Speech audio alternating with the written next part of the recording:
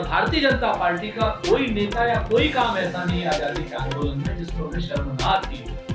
जबकि भारतीय जनता की पार्टी के पास कोई गर्व करने वाली बात नहीं है, लेकिन उसके बाद भी वो अपनी शर्म करने वाली बातों को भी गर्व की तरीके से सारे साथियों को पूरी जिम्मेवारी से ये बताना है, और सारे साथियों को पता है कि कांग्रेस पार्टी ने अपनी स्थापना से लेकर के आज तक जितने काम किए कांग्रेस पार्टी को उस पर, और भारतीय जनता पार्टी ने आजादी के आंदोलन में उनका जनसंघ था या रामराज परिषद की हिंदू महासभा की या संघ था, उन्होंने जितने काम किए उनको वो राष्ट्रीय शर्म था। तो हमारा कार्यकर्ता गर्व की अनुभूति लेकर के जाए, इसलिए हमने कांग्रेस के इतिहास की बात करी। कोई काम हमारा ऐसा नहीं है जिसमें हमें शर्म। आप देखिए ना, हमारे प्रतीकों को अपना पिता बनाते हैं, पटेल साहब को उनका अपना कोई नहीं।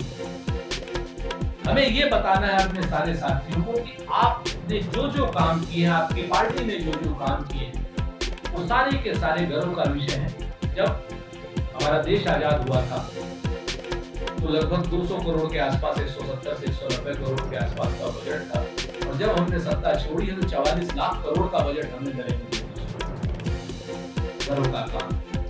200 करोड़ रुपए में हमने जहाज नहीं खरीदे थे, पंडित नेहरू ने वहां पर भाखड़ा रिवर डैम बनाने की बात की, IIT बनाई थी, रिसर्च इंस्टीट्यूट बनाए थे, एम्स बनाए थे, इंजीनियरिंग कॉलेजेस बनाए थे, और सारे के सारे जितने भी PSUs हैं जिनको भारतीय जनता पार्टी बेच रही है वो सारे बनाए थे। रिसर्च इंस्टीट्यूट बनाने के साथ साथ परमाणु विखंडन के लिए हमने वहां पे लैब बनाई थी, होमी जहांगीर भाभा को विदेश से लेकर के आए थे, ललित कला अकादमी बनाई थी, तमाम तरीके की हैवी इंजीनियरिंग यहाँ पे HES बनी थी, जितने PSUs थे वो सारे के सारे बनाए थे।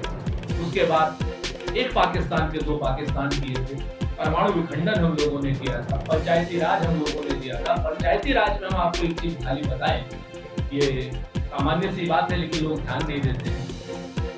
राजनीति में राजीव गांधी जब पंचायती राज विधेयक लेकर के आए थे अध्यक्ष जी, उन्होंने एक कलम से 29 लाख नए राजनीतिक पद लगाए, वरना पहले खाली MP, MLA या ग्राम प्रधान और कोई पद होता नहीं। आप देखिए जिला पंचायत वगैरह में जो भी पद रहते थे, उनमें BDO है, BDC है, जितने सारे पद हैं, एक कलम में 29 लाख राजनीतिक को उन्होंने पदस्थापित करने का काम किया था, और उसमें भी रिजर्वेशन महिलाओं को देने का काम। उसके बाद की सरकारों ने अपने काम किए, नरसिम्हा राव जी की सरकार, मनमोहन सिंह जी की सरकार, उन्होंने अपना ग्लोबल इकोनॉमी किया।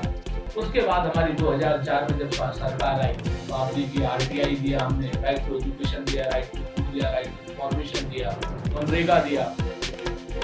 तो ये सारे काम हमारे जितने भी हैं, अपने साथी प्रवक्ताओं को आप लोग के सामने रखने के लिए एक दिन का प्रशिक्षण शिविर इसलिए रखा गया था कि कैसे हम अपनी सारी बातें, गर्भोत्पत्ति वाली जो बातें हैं वो कैसे रखें। जबकि भारतीय जनता की पार्टी के पास कोई गर्व करने वाली बात नहीं है, लेकिन उसके बाद भी वो अपनी शर्म करने वाली बातों को भी गर्व की तरीके से रखें। आपके सामने 60 रुपए की पेंशन पे आने वाले लोग आज की डेट में गर्व का विषय हो सकते हैं, लेकिन जब तक वो जिंदा थे सावरकर साहब, तब तक भारतीय जनता पार्टी जनसंघ या संघ के एक कार्यक्रम में सावरकर जी की उपस्थिति, एक कार्यक्रम हम लोगों ने तो उन्हें पेंशन दी, जवाहरलाल नेहरू जी ने उन्हें पेंशन दी, इंदिरा जी ने उनके ऊपर टिकट जारी की।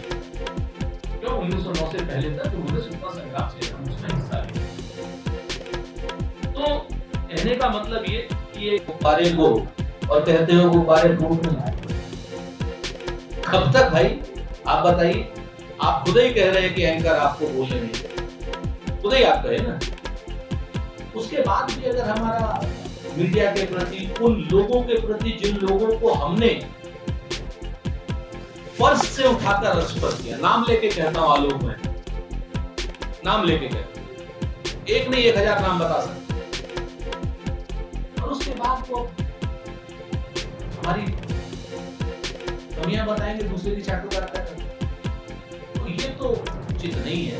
हम फिर से यही कहते हैं, हम भी अपने साथियों को संयम रखने की सलाह देते हैं कि संयम रख करके अपनी बात धैर्य से अच्छे शब्दों में कहिए। आपका गुस्सा आपके संस्कार के जरिए सामने आना चाहिए। लेकिन अन्याय तो भारतीय जनता पार्टी के शासनकाल में मीडिया हमसे